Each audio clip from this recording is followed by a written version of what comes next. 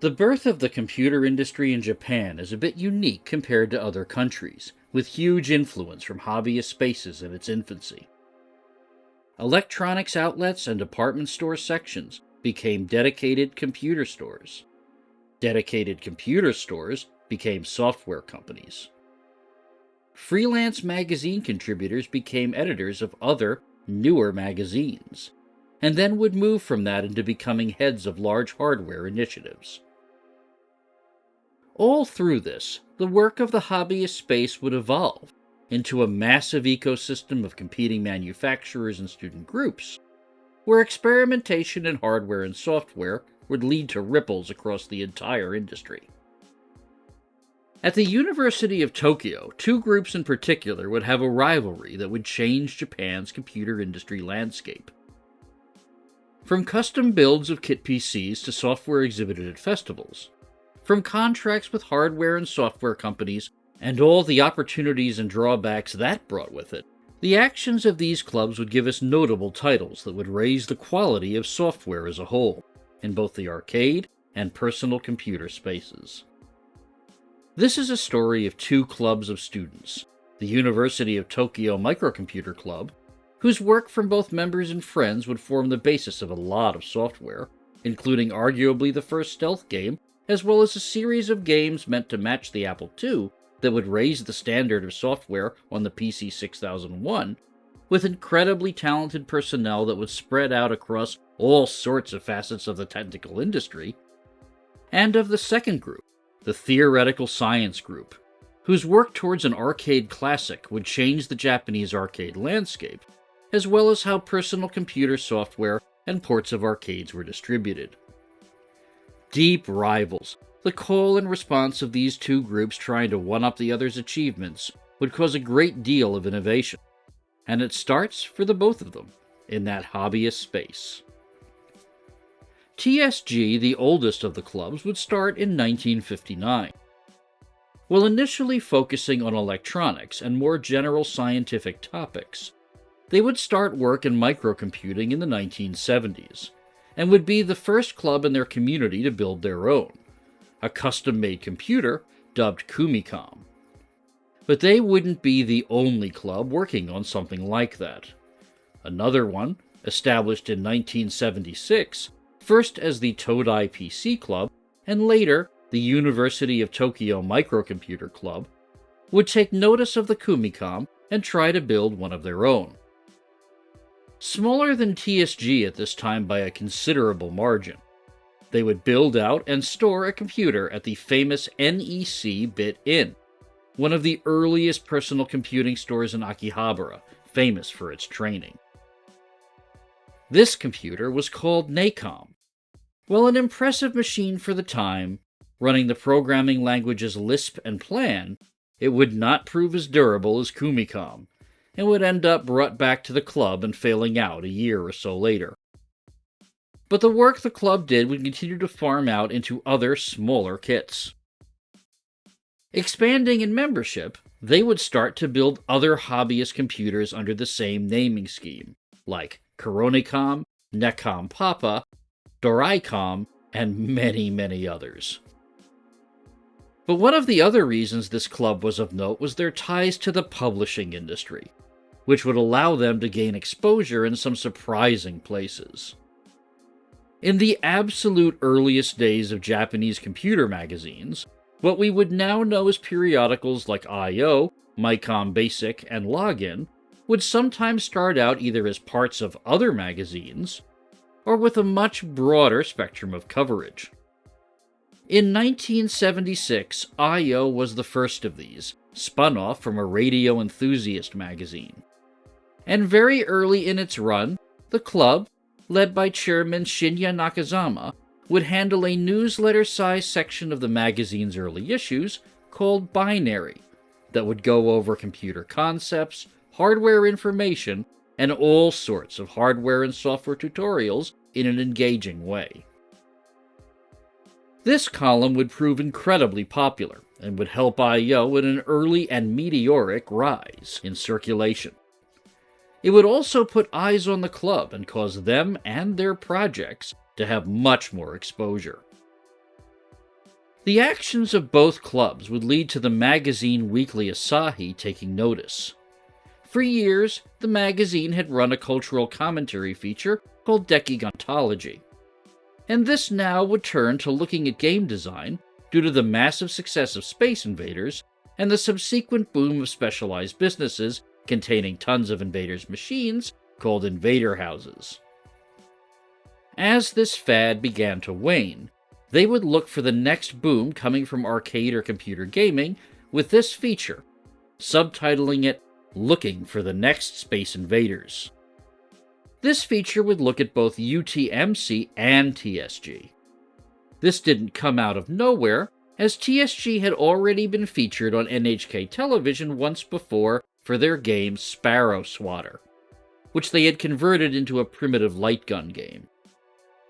But when it came time for the reporter from Asahi Weekly to interview them, both clubs would find themselves woefully unprepared, with UTMC not having much in the way of software that impressed the magazine at all, and TSG, who would be interviewed a week later, left scrambling for an idea.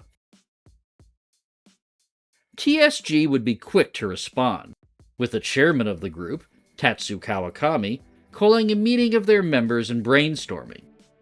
According to a website selling one of the later remakes of the game we're about to talk about, and backed up by the They Create Worlds podcast on the early Japanese computer industry, the game they were going to show to Weekly Asahi started out as an idea of trapping cockroaches in a dormitory, but it ended up not feeling very fun, due to a rather pointless and frustrating feeling of running around an open playfield.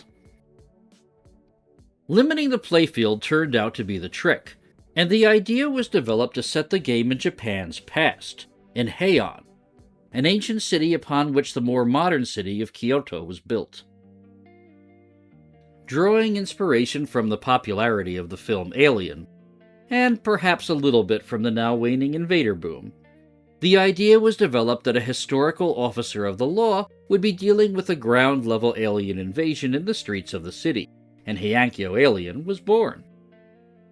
Without a physical program, or a single line of code, this idea was described to Weekly Asahi, which would publish information on it and start a snowball of attention on the game.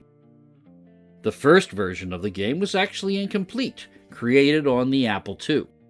It was only a demo, and was shopped around to various game and arcade companies as TSG split into two teams, one for domestic computer variants for magazine publication of type-ins, and one for arcade conversion. In an interview taken from the 2002 book Chow Arcade, one of the developers, Mitsutoshi Tabata, mentioned that Namco and possibly Sega both showed interest in their Apple II demo, but ultimately passed on it, leading to a development contract being hammered out by Denki Onkyo, a company more famous for audio manufacturing. Interestingly and unusually, Tabata mentions in the same interview that TSG had full reign of development on the arcade variant of Heiankyo Alien, with very little influence from Denki Onkyo. That company would actually partner up with multiple other companies for distribution. A subdivision of giant corporation Fuji Electric known as Gallup, and another company of unknown origin known as Koisangyo. This would eventually cause some legal snafu later on, but for the time, it allowed for the arcade side of development to start at a surprisingly fast rate. TSG had already been reaping the benefits of their newfound popularity, and would be able to see the fruits of their labor of those working on the arcade version at the Amusement Machine Show in October 1979. But according to the Shmuplations interview, the premiere of this arcade variant was a bit of a mixed bag. The game performed well, and had a high rate of attraction, but a rather nasty bug was present in the code, causing an alien to walk through walls and the game to not work properly after a certain score was achieved. Not all of the attention was negative, though. In the interview, Tabata further recollects, "People were trying to see if there was a pattern to the alien's movements, but they couldn't figure it out. That got us some admiring comments. Excellent, just what I'd expect from a game developed by Tokyo University students. In point of fact, the aliens didn't have any pattern or strategy. Their movement was just random. Standing there, silently incognito, watching people try to figure it out, I somehow got a taste of how Clark Kent must feel. Heiankyo Alien continued to gather even more and more attention. Part of that attention, though, would be from the rival club, UTMC. In So Thus Microcomputer, a book published by Asahi written by the club members, and something we'll go into more detail on in a little bit, the club members described their reaction to hearing about this news as the book was written over 1979 and plays fast and loose with time a little. In the fall, we will face our arch rivals, TSG. With them suddenly becoming famous from Heiankyo Alien, we can't afford to lose. UTMC had begun to create their own successes, including a surprisingly complex flight simulator that was getting a lot of attention in early computer magazines. And now is as good a time as any to talk about the school festivals that were conducted where works from both clubs were to be exhibited. There were actually multiple festivals that were put on by the University of Tokyo, and the book goes on to describe how they both worked. There are 2 festivals a year, the May Festival held in Hongo in May, and the Komaba Festival held in Komaba in November. Preparation, including the planning stage, takes several months, making it a demanding undertaking. For the May Festival, the focus is mainly on technical exhibits that can rival those of the Faculty of Engineering and the Faculty of Science. While for the Komaba Festival, the focus is on video games and fortune-telling to enhance the festive atmosphere. On the day, the items on display will include homemade video games, fortune-telling, homemade microcomputers, and various machines that utilize microcomputers. But the most popular item on the day will undoubtedly be the video game, and it will take as much energy to separate the young people who are glued to them as it would take to separate the moon from the Earth. Prior exhibits had already occurred, some of which we don't have a record of. As an example, a microcontroller was exhibited by UTMC in the prior year of 1978. But while they were working on a response, the momentum of their rivals never left their minds. TSG had and would heavily be promoting Heiankyo. Their rival club even mentioned it indirectly in an advertisement to come to Komaba in IO magazine, on the exact same page as UTMC's ad trying to get people to come to Komaba. What would UTMC have in response to this? First, a quick correction from a citation on the first version of this video. The old version of this video had a cite in the description to a read-only memory article credited to Alex Wiltshire that took UTMC's members' direct quotes with no one else credited on that page. But they are actually from John Saponiak's Untold History of Game Developers books, selections of which were taken on and expanded in the Wiltshire books with Wiltshire's own interviews and notes, something I should have noticed, corrected, and spotted faster than I ended up doing, given that the books have a common and credited source in later videos. So, in this redo, let's get it straight and make sure this site is 100% right. In an interview with John Saponiak for his Untold History of Game Developers project, repurposed into a read-only memory article and later book by Alex Wiltshire, Hiroshi Suzuki, one of the members of UTMC, explained the thought process behind his new game.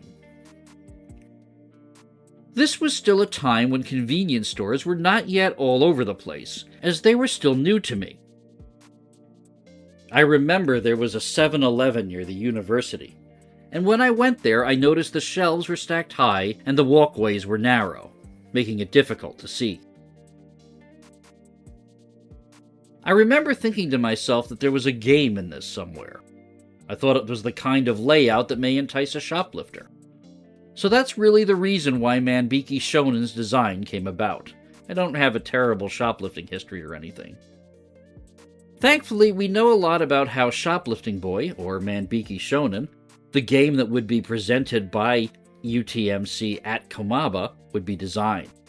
Thanks to the website junirose.com, we actually have a copy of the RAM article where the code for Manbiki Shonen was published after the festival, and we can clarify a little bit here on how this game was received by the public. Although the book mentions that there was some controversy from people writing letters into the magazine about delinquency, the tone of the instructions in the actual article is obviously satirical, and presents itself as the dialogue between the protagonist and the antagonist of the game, a shoplifter and a security guard at a convenience store. Shoplifting Boy remains interesting as a prototypical stealth game. In the years since the original version of this video, it's been exceptionally retyped in and optimized by 8-bit Show and Tell, and it's been ported many times over since the original version on the Commodore PET, having versions made for educational type-in textbook Hiromi's Game Library, and even making it into one of the more unusual items I thought I lost years ago, and lucked out when researching this video again in a browser cache on an old laptop.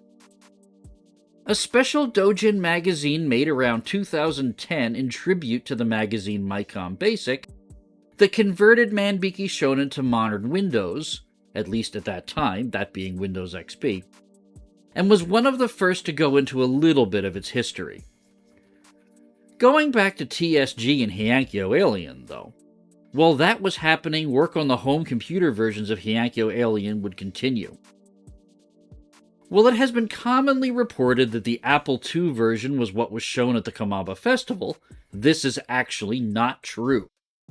And the small TK80BS kit computer would be the conversion platform of choice for the full version. This version would even get a type-in published later in I.O. magazine, but for now, it was time for the festival. While we don't have a visual record of the festival itself, we know a couple of things about it, thanks to extensive documentation by UTMC as well as festival staff. Despite some occupations and political protests, both Heiankyo Alien and Manbiki Shonen premiered at the festival in November 1979 and did well. And at this and succeeding festivals, the groups would continue to show off their software to audiences. For UTMC, this included a fortune-telling program based on their own algorithms, some music and speech hardware, and a sequel to Shoplifting Boy called Shoplifting Girl that was purported to have utilized speech hardware, but for which no copy exists that we can find at this point.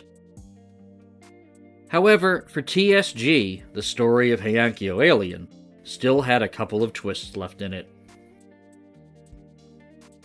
In the early 1980 issues of Game Machine, the Best 3 survey, a survey sent out to sample arcade owners to find out which machines in certain regions in their opinion were their most popular and biggest earners, Heiankyo Alien was placing in the top 3 in a couple of results. And while it was unclear whether they saw growing popularity, or companies thought that a small cult-following arcade machine would be something inexpensive to invest in, this, in turn, would make the companies that looked at Heiankyo Alien's Apple II variant before and passed on it reconsider their option and signed off extended contracts for distribution.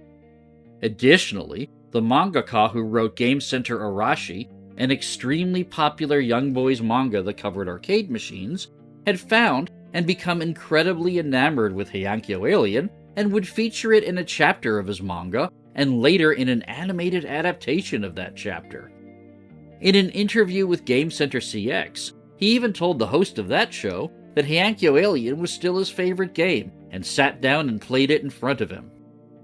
But even with all of this attention, Denki Ankyo had some, let's say, unusual business policies where a lot of the machines that they were manufacturing were clearly clones of other games that did not have the best reputation. So, due to the questionable status of Denki Ankyo, storms were brewing on the horizon.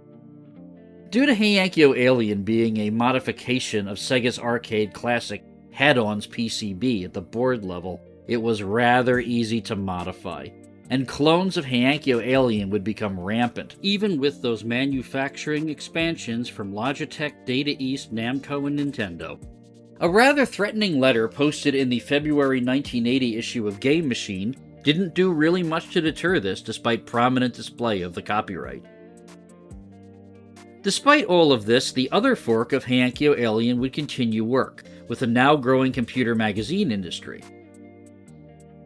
and result in type-ins published for the MZ80B, PC8001, and other computers. There was also an official port done by HAL Laboratory, and many unofficial ports and clones.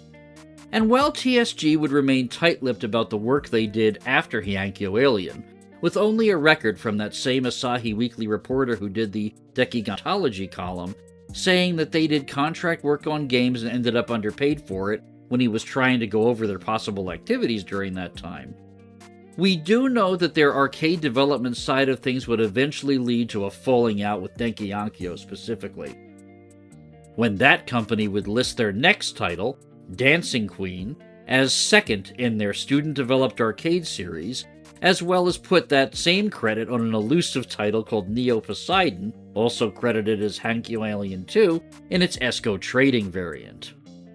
But members of TSG would state multiple times, both in the translated Shmuplations interview, any edited Wikipedia entry you can find, and in conversations years later with the members of Hyperware doing promotion for a remake, that the students had absolutely nothing to do with these two arcade games whatsoever, even making a point to bold it on the fan site.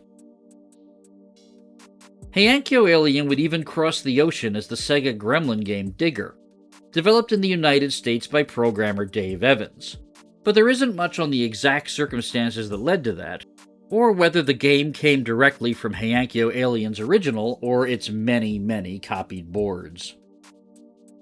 Meanwhile, while all of this was occurring, TSG's rivals would have their own opportunities. One of UTMC's music programs would be featured on the Japanese television show 600 This Is the Information Department, a small variety show for young people and teenagers. Although the members would express a little irritation at how they were represented, feeling that they were a bit shoved into the background. Their book ended up selling very well.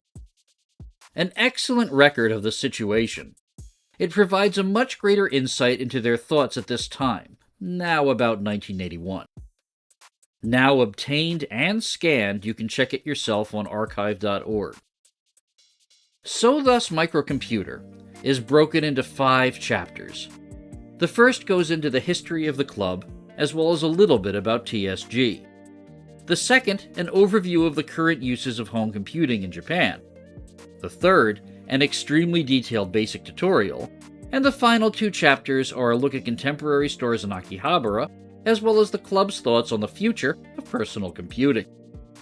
The book also frequently references 80s idol Hiromi Ota, which leads to an interesting anecdote from member Masakuni Mitsuhashi in a group interview conducted for the book PC 8001 and PC 6001, Everyone Was Fired Up in the early 2000s. When we were creating that introductory book, we collaborated with the magazine Weekly Playboy initially. Their proposal was a female university student's one-day introduction to the University of Tokyo Microcomputer Club. But since I was a fan, I said, no, please invite Hiromi Ota. And she managed to clear a schedule, even though she was in the middle of recording an LP to come. I was really impressed, thinking, that's Weekly Playboy for you. But there was one more instance that UTMC was involved in that was of massive historical significance, and that was their work with other companies. In another part of the interview in the PC 6001 book, UTMC member Akira Takaguchi stated, "Our club was always making games. We had a contract with a certain manufacturer, Company T, meaning in this case, Taito, where we would get paid if we showed them the games we made. There was a branch office of the company near the school, and it was well equipped, and they even had real game machines. I don't remember the NDA from back then very well, the non-disclosure agreement, but there were definitely some secrets. That's why we didn't bring in new members right away. Only those who could keep secrets and who had become our friends were allowed in. Not everyone was fully happy with the situation with Taito. In an interview in the Untold History book, The developer of Manbiki Shonen, Hiroshi Suzuki, told John Saponiak that he felt that Taito had taken concepts from his shoplifting duology and put them in their Lupin the Third arcade game, including an introductory cutscene and the mechanics of carrying objects. Taito, for their part, probably would say here that they were there to get ideas from the students. Although, looking at the losing state cutscene for both of them, you can kind of see where Suzuki is coming from. None of this seemed to affect UTMC's dealings with Taito, though, as around 1983, according to an interview with Hiroyuki Sakao conducted for 4Gamer, other members of UTMC not specifically identified, but writing under the group pseudonym of Zack, would go on to design Shack & Pop, which, while originally for the Hitachi Basic Master 3 under the title Shack & Shack, would be adapted by Taito for arcade conversion, and this complex task was performed by Sakao and Jun Ishioka, along with then Pacific Industries employee Yu Mikishima doing graphic design work.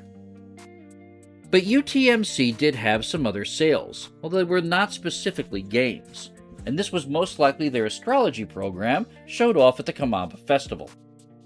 From the book, we now know that this was called Galactic Astrology and was also known as Milky Way Astrology, and that too would end up on television, although the specific record of where and when is lost as of this recording.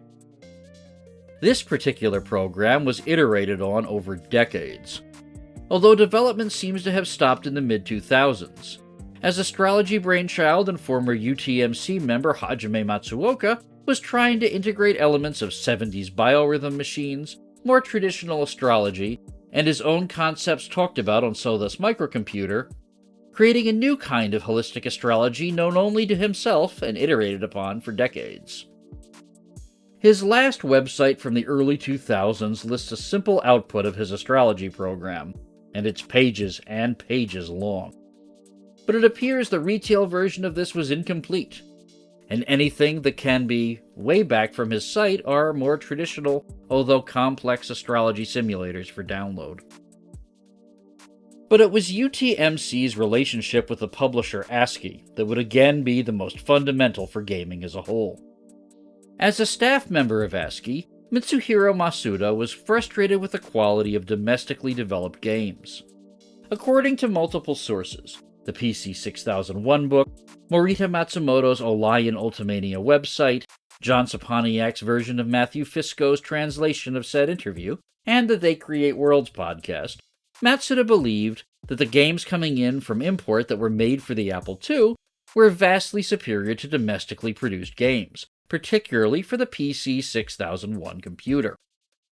In the interest of improving this, he would work with members of UTMC, save the Manbiki Shonen creator who was off making the game that would become the flight sim The Cockpit, and place them in a development house titled Part 2 in order to work on a compilation series of games to show off higher quality software to consumers and players. And it's here where we get to start to know more members of the UTMC specifically. For the first game in the series, AX1, programmer Goru Yasuda would start out with 3 clones of popular arcade games and an original game. The original was Arabian Rhapsody, a fast sight typing game that was based on Alibaba and the 40 Thieves, with a player controlling Alibaba and avoiding a thief running around chasing him on the map in what is essentially a touch-typing game using the numeric keypad. High Speed Breakout, a clone of Breakout with a shortening paddle, surprisingly good physics, some minor bugs, and a decent program sound for the PC 6001 would also be a highlight in this collection.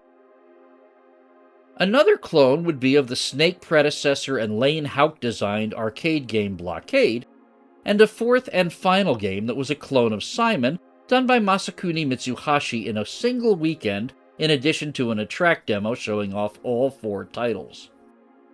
The Attract screen worked. 20,000 copies of AX1 were sold according to the UTMC members in the book interview, a pretty high number for an extremely niche market at that time. Looking back, both with Onitama and in the book, Mitsuhashi stated that it was the most lucrative job he had ever taken in his life up to that point. The total royalties for AX1 were about 8% of sales, with 2% for Arabian Rhapsody, 2% for High Speed Barricade, 2% for that Breakout game, and 1% for that Simon clone.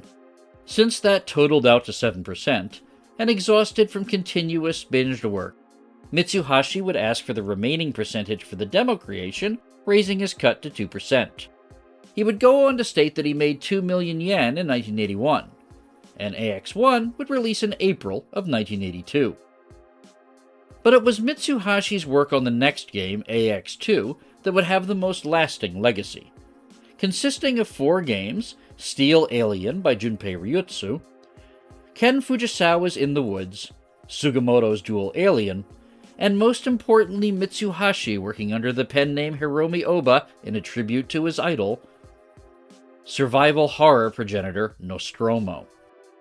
This would be the start of the occasional situation where the games in the AX series would either invent or codify a genre. It's worth noting at this point that the games were attracting coverage in Weekly Asahi, and in their special issue for July 1984, their entire issue would be dedicated to the burgeoning computer industry. Since the prior version of this video cited a game developer article in the description that used John Saponiak's photograph of said issue, and he contacted me and stated he didn't want that used, and Onitama's video uses a slightly modified version which could possibly fall under other restrictions, I was able to obtain and scan this Weekly Asahi special magazine, and will be using my own scans for the entirety of this video, as well as listing the link to the scan in the description on the archive.org page this channel runs for further public research. Moving forward, let's look at the games in detail. Steel Alien is the weakest of the 4, a simple game where you have to try to rob an intergalactic bank. With hole digging and item collection, this single-screen side-view game would be very frantic, but the controls lack the precision found in other games in the set. This same problem reoccurs with the game In the Woods, which is another arcade variant where the player as Cinderella must collect diamonds while avoiding constantly spawning mushrooms and one-hit killing trees. Sort of a centipedeless centipede. Thankfully, these control issues don't extend to the other 2 games in the series. Dual Alien ends up being an interesting riff on a mazed game, where the player must be aware of 2 protagonist objects at once, a green and a yellow ship. Only the yellow ship can attack the enemies on the screen, and therefore the player must strategically use warp holes on the map to swap characters, so that all enemies can be eliminated from both playfields. This game was a surprising amount of tense fun despite its simplicity, and these design philosophies would extend into Nostromo, the most famous game on this collection.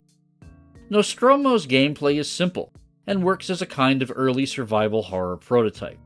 The player, a member of the titled spaceship, is escaping in a shuttle and must stock up on supplies from neighboring rooms while being hunted by an alien.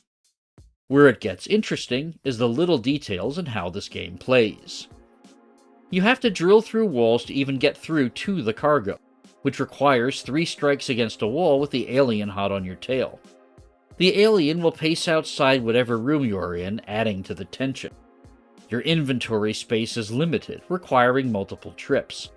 The game plays out like survival horror in Microcosm, with baiting and routing of enemies.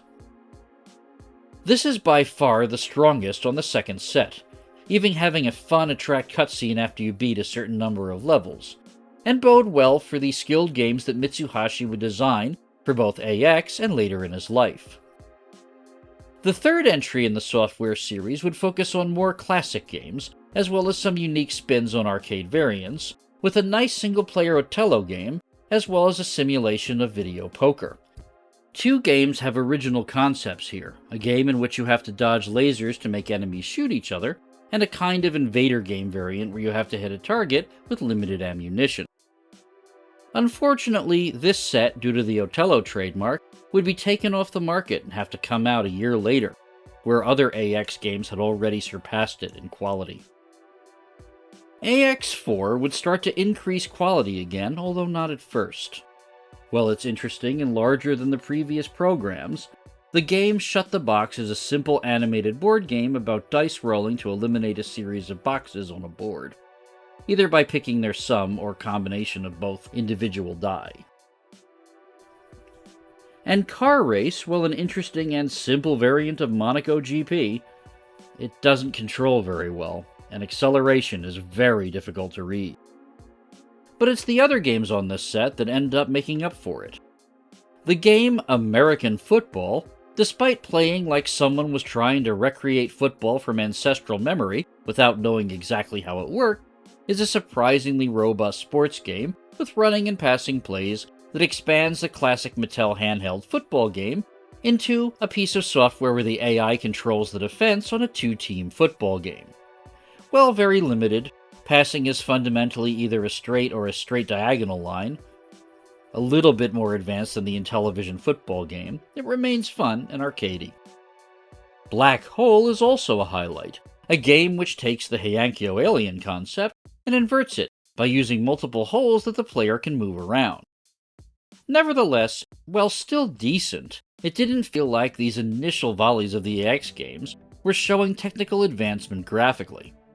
That would change with the next installment, the most historically significant of the entire AX run, and by far the most fondly remembered. AX5 is home to two groundbreaking games, and the first has a very, very, very clever history. This game, OLION, has inspiration from two sources. The first was the arcade game Starfire, by David Rolfe, Ted Michon, and Susan Owen of Digital Games and Exiting, and ported to Japan via Taito and Esco Trading. According to an interview on the site OLION Ultimania, the author, Akira Takeuchi, became obsessed with the Starfire arcade game at the Takadano Baba arcade, but would also find inspiration from being a regular at Computerland Tachibana, another one of the earliest computer stores that had a particular emphasis on importing games for the Apple II. Takeuchi became enamored of the games of Larry Miller, a former physicist turned programmer that would later gain tons of acclaim for the Atari VCS game Enduro. Before that groundbreaking racing game, though, he designed two games for the Apple II that were part of the space shooter craze that happened in the wake of Star Wars, Epoch and Hadron. Epoch and Hadron use vectors and 3D graphics plotting to give the illusion of movement, and Takeuchi was extremely enamored by their gameplay. Akira Takeuchi is his real name, Akira Takeuchi is his pen name, and they'll show up interchangeably from here on out. Takeuchi would even place credit to Miller in his own game. OLION feels different and more professional immediately upon play. The physics are difficult. The enemies are aggressive. It feels much more direct and intense than anything previous. 3 repeating stages of difficulty in 2 graphics modes, a color mode I found hard to visually parse, and a more adjustable color mode I found significantly more preferable, show options for configuration on a multitude of systems. It requires much more memory than anything the AX series has needed thus far. It has a hell of a learning curve, but the difficult play feels rewarding after becoming accustomed to it. OLION managed to have much more of an immediate cultural impact, so much so that it would be parodied in ASCII's ASCII Humor Supplement, a satirical publication of that magazine, quite a bit like Game Informer's Game Enfarcer, with Onion, a full-page ad joking about replacing the enemies with vegetables. The nature of this satire shows how much the game had entered into the public consciousness by this point. And it still makes a lot of best software for the PC 6001 lists, notably some of the games of the 80s collection books in Japanese. As for the title, it was confirmed by both the John Sapaniak book and OLION Ultimania that it was OLION, not Orion, because it was named after how Takeuchi would occasionally sleep in an L shape when he fell asleep. There was also one of the more bizarre bits of ephemera associated with this that I've ever come across while doing this channel over the last 3 years. In a special issue of ASCII that was done while there was a slight delay in production of the AX series, called PC 6001 Note No. 1, The game OLION is featured notably with a full page describing all the enemies in the game, not that unusual, but more prominently, a short shoujo romance manga about fictional versions of the club members, with Mitsuhashi gender swapped as his Hiromi Oba character, falling in love, was featured in the magazine. Its title, Play OLION with You. According to the OLION Ultimania site, this was a hasty rewrite of a science fiction story due to the spaceship drawings being inadequate. If I had a quarter for every time there was a associated romance thing to a space game, I'd have 50 cents due to the fact that one of the Darius games would pull the same trick years later with a horror romance OVA that had video walkthroughs, but it's very odd that this happened twice. Before talking about the sequel to this game, OLION 80 though, let's take a look at the rest of the series and start with the other groundbreaking game on AX5, which had another major impression on Japanese audiences. Quest, another Hiromi Oba game, is what can best be described as an embryonic first-person shooter. You're in a maze in space, and the only other objects around you are oxygen and ammunition.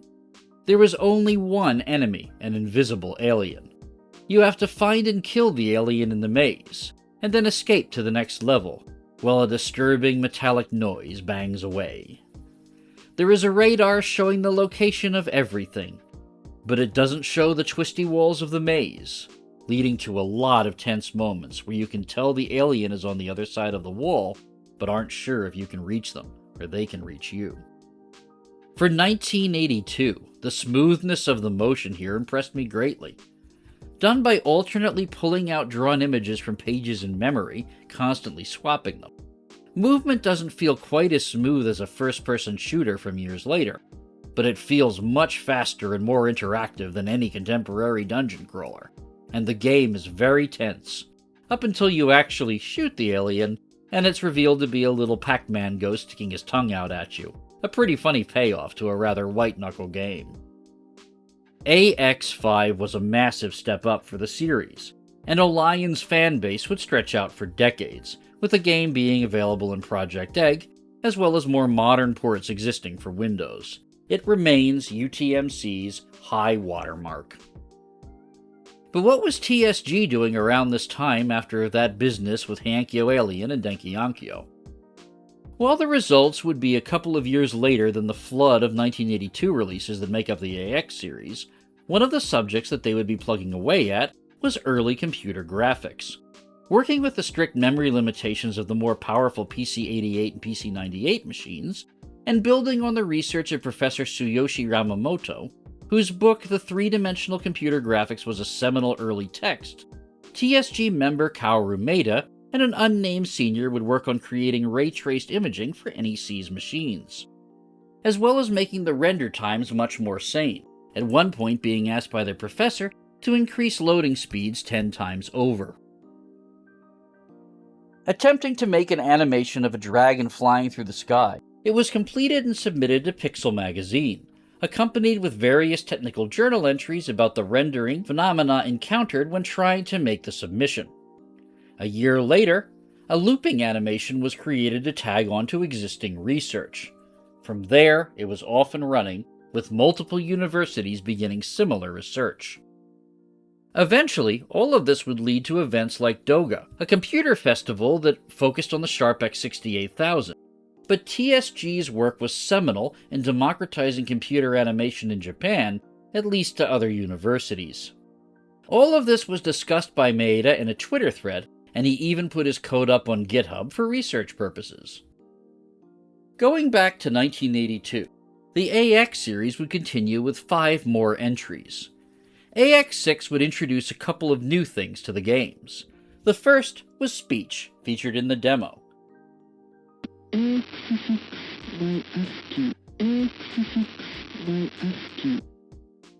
UTMC had been experimenting rather constantly with computer speech from their inception. A discussion of them coming up with a concept of speech hardware is the very first line of So Thus Microcomputer, so it's not a large surprise that it would show up here. The second thing is the arrival of another programmer who would go on to be much more successful and start laying the seeds for other members of the team to have a life beyond ASCII. This was Takeshi Miyagi. Takeshi Miyagi, a young teenager at the time, a bit of a prodigy, had been hired by ASCII to write programming books, and would have been a newer employee at this point. He would create the game Space Enemy, another invader shooter with an impressive, almost frenetic sense of speed. The other games on this entry were designed by others, a standard port of the board game Mastermind, a very visually impressive shooting gallery Gundam game clone with some lovely explosion animations, and yet another arcade port, a clone of the classic Head-On, which had somewhat of a sense of irony to it, in that clones of that board had given TSG so much trouble. Head-On, the game from which its board Heiankyo Alien was modified, was a racing game with a dot-eater design designed by Lane Hawk and Bill Blewett. It was from an idea Hawk had about setting fixed lanes in an arcade game, and its design had some assistance by one of Sega Japan's most senior engineers at that time, Chikano Tsukiyoshi. This perfect storm of talent led to the Head-On arcade game being the best-selling Japanese release exported by the company of Gremlin, so it's no surprise to see it here. Unfortunately, though, the AX version is not the best port, as the controls can't match the frenetic nature of the gameplay. AX7 would return to variations on arcade games and would have some interesting programs. Hibiki Gudai would return with God Hurricane, a very clever idea. It's fundamentally kamikaze lunar lander in reverse, whereas the last soldier of a war you must ram UFOs. Difficult to control, but very rewarding. It was a highlight of the section for me. Other arcade likes would include Police and Gang, the featured game in this collection, a frenetic variation of a Snake game where instead of growing longer, your enemies multiply, set to an equally frenetic version of the Can-Can song. Galaxy Fight would be a riff on computer space without the gravity in the center, and the Asteroidian would be a defender light with power-ups. While there's nothing groundbreaking here, it remains fun for 1983. This is roughly about where the delay starts. And after the delay, which would result in the PC 6001 node issue, AX8 would return to a single program with a single author. Lunar Mission is a single-screen shooter where the game has the gimmick of orbit slingshotting, as well as the ship being completely out of control when it warps, spinning around like a maniac. This is the only AX series game to come with more than one manual. The first covers technical aspects, and the second is a pretty large book with a lot of lore about the world and characters. While colorful, this game is the hardest of the entire series, due to the unusual controls, but it's fun to see how much graphics and sound especially had advanced in the years since the creation of the AX series had been started, and what the results of the delay had managed to pull out of the PC 6001. AX9 would continue innovation with the game 3D Flight Simulator. While commonly accredited to Hiroshi Suzuki, this version of the flight simulator was done by Hiroshi Sakai, another UTMC member. Suzuki, though, would go back to the original design of the flight sim and develop his own fork of that, a software with quite a different skeleton, and the skeleton of this would be used to create a very memorable early flight simulator called the Cockpit, a much more elaborate version of everything we've talked about so far in terms of flight sims. The Cockpit would even have its code published in its entirety in Login magazine.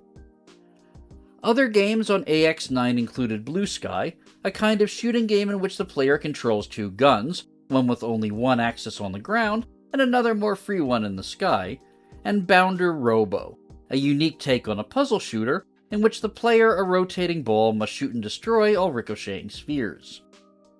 At this point, though, it was time for the UTMC members to start moving on to greener pastures.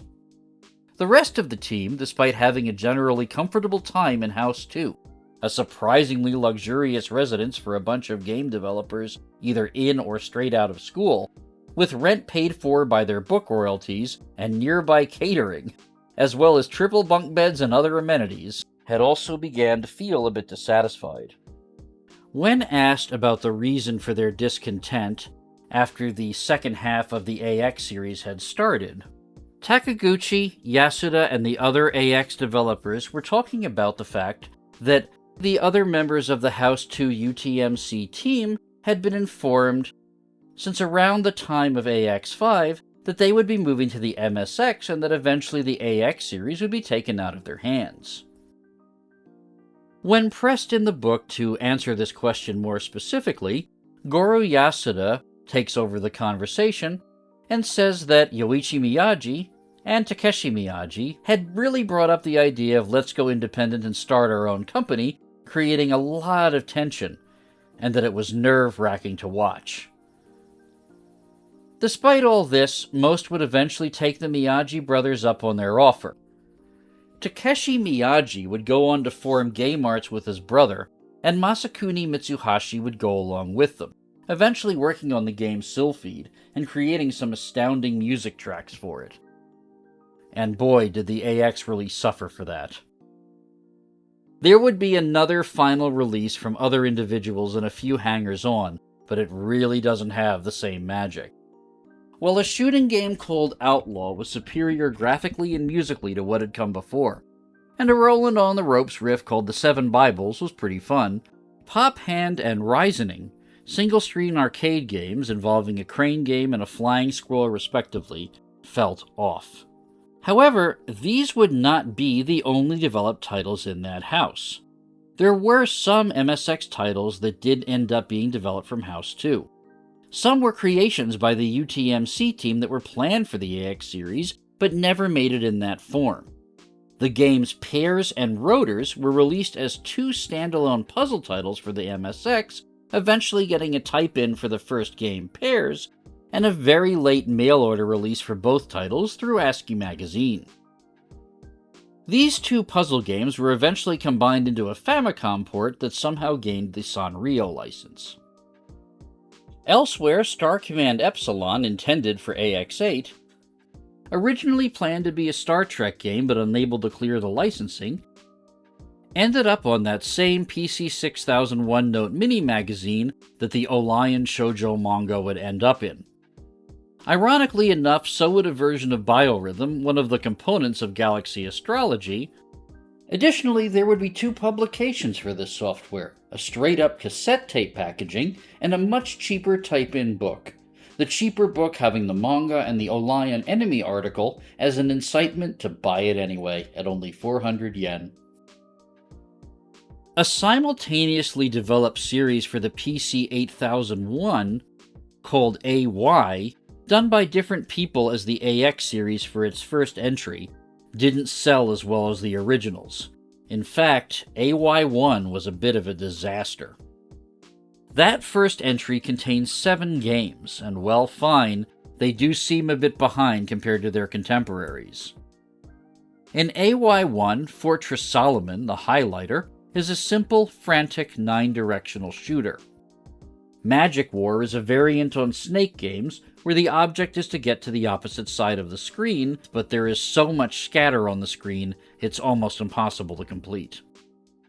Jump and Hurdle are simple over-the-object games, almost identical, and Tank is essentially the same as Fortress Solomon, but with unresponsive controls and being generally terrible.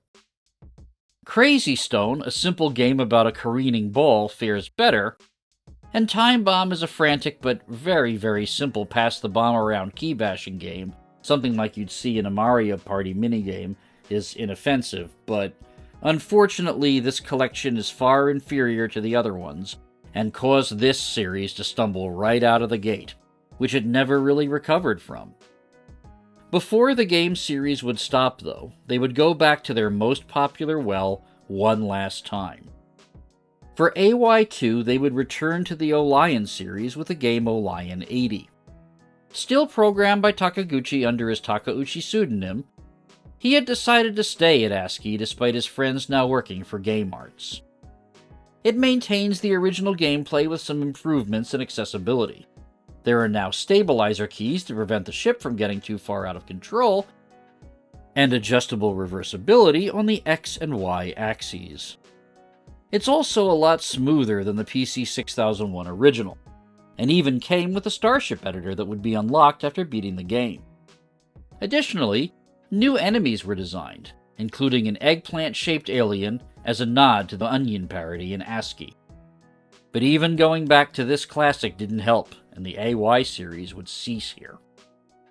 While researching this video, I was able to find out that there were even more series that were released by ASCII in-house too during this time, though.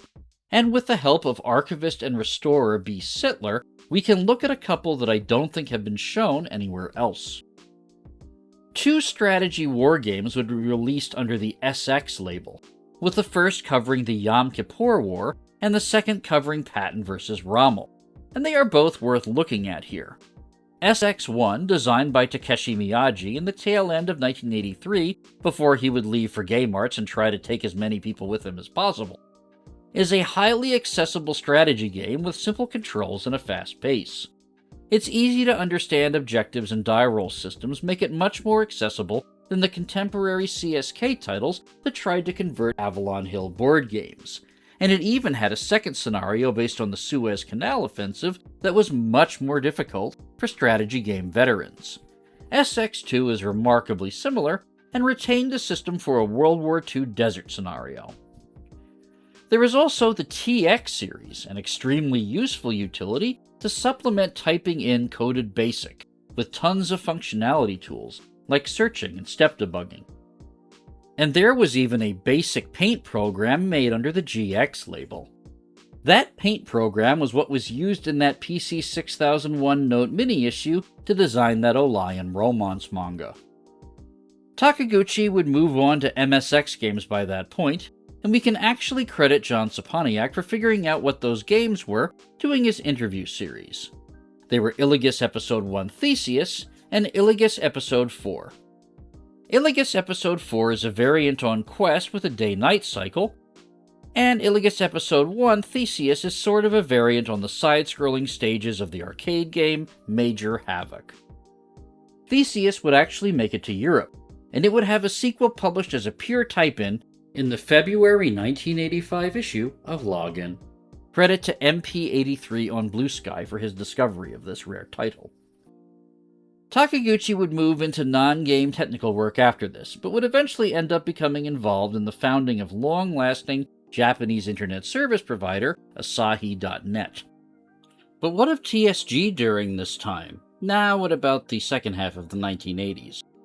Unlike UTMC, they would still remain pretty tight-lipped about who they worked for in the gaming industry, and would concentrate more on school and theoretical work. There is one notable exception, though, and that is the company Hyperware, formed by TSG alumni, and they would release a trilogy of games for consoles in the 1980s. Working with the famous HAL Laboratory, their first game was a Famicom detective adventure called the Software House Serial Murder Case, that took cues from both the Sportopia Serial Murder Case and the first Saburo Jinguji game, mimicking the locations and interrogation rhythm of the former while keeping the time limit of the latter. Their second adventure game was a Famicom adaptation of the classic Yaji and Kita series, a sort of road comedy story that has been remade, repackaged, subverted, and revived over the years, with 5 films, this game adaptation, multiple manga, novels, and stage plays. It's another HAL-published adventure game, and looked to use the same engine. Other than this, TSG would return to academic work, with some pretty good records since 1998, explaining what they were up to, mostly involving experiments with programming languages and electrical engineering. For that third game, though, they would go back to Heiankyo Alien, and it would go on to have a bit of a second life due to an odd coincidence towards the end of the 1980s. One of the alumni of TSG, Norio Nakagata, had been heavily involved in the making of Heiankyo Alien's arcade side and even designed some of the PCBs for Denki Onkyo.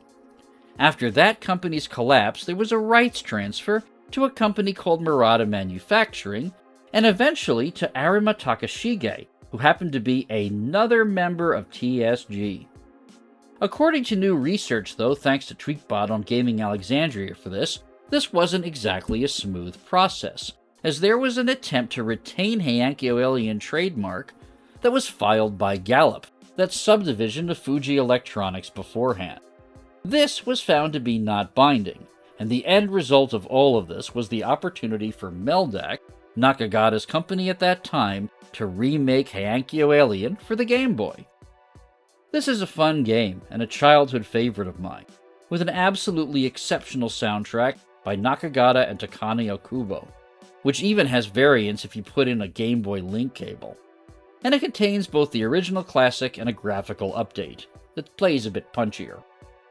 Additionally, Neo Heiankyo Alien would come out in the 2010s, involving some original creators, and a hyper-frenetic, volatile variant of that classic arcade game, heavily inspired by the Pac-Man Championship Edition, would come out as well. It's on Steam, it's still good.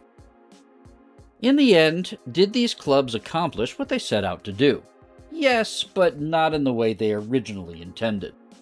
With the exception of absolute standouts like Quest, Manbiki Shonen, Heiankyo Alien, SX2, and OLION. While the games made in the series did well, they were quickly eclipsed by software coming out of other software houses, cleverly getting much more power and creativity out of NEC's systems than these compilations, which honestly caused a bit of an identity crisis for the late games in the AX series in particular.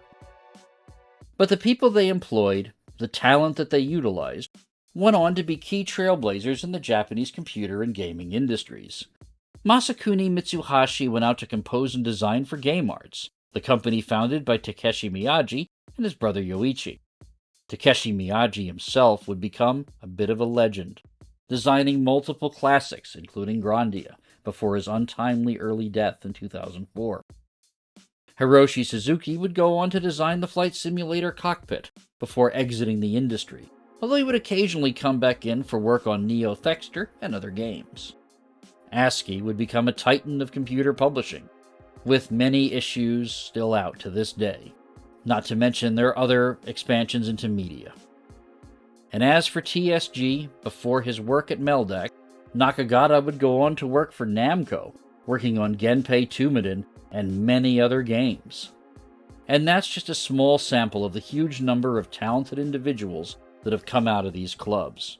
And even beyond all this, the modification ability and emphasis on education on the first 5 games in the AX series in particular, teaching by example fundamentals of game programming and programming design, and having well-commented code that the manual encouraged people to modify and make better, had an effect on the fans of this series that was impossible to measure, helping many future contest entrants get their skills honed so that they could get their foot in the door later.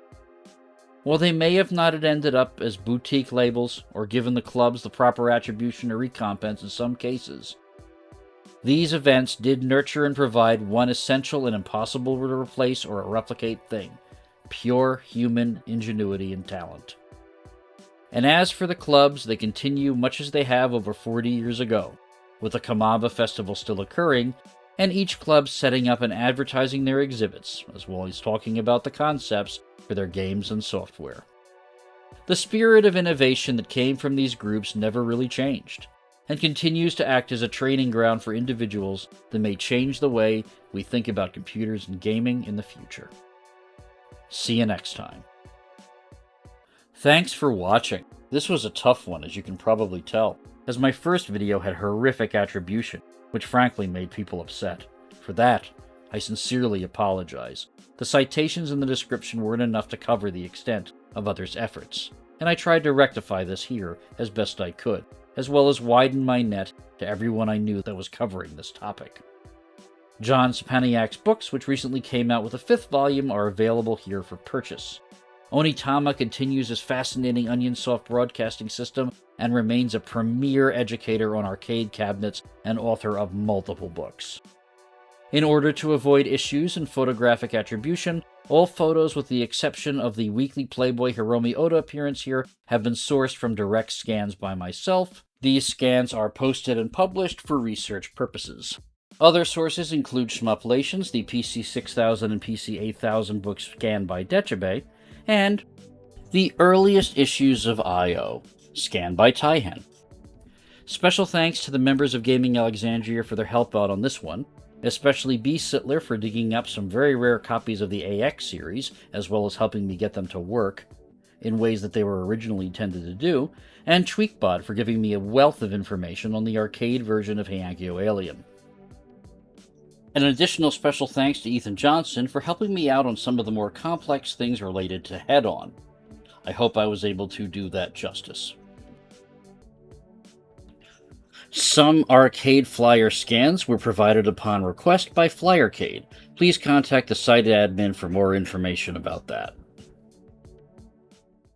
And an extra special thanks to the patrons, including Running from Skeletons, J.R. Hurd, King Gidra, Peter Tushar, Randall Eaglebauer, Luke Soup 27, Lakon, Andro, Yorsk, Mooware, The King of Homestyle, Patrick B., and Schnoo Scarpsnow.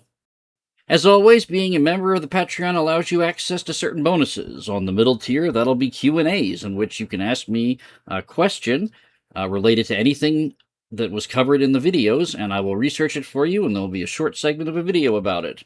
And for the highest tier, there are bonus videos, and this month's bonus video will be about the artist behind those beautiful AX series covers. Thank you all very much for watching. Next video should be out around Halloween. Have a good one.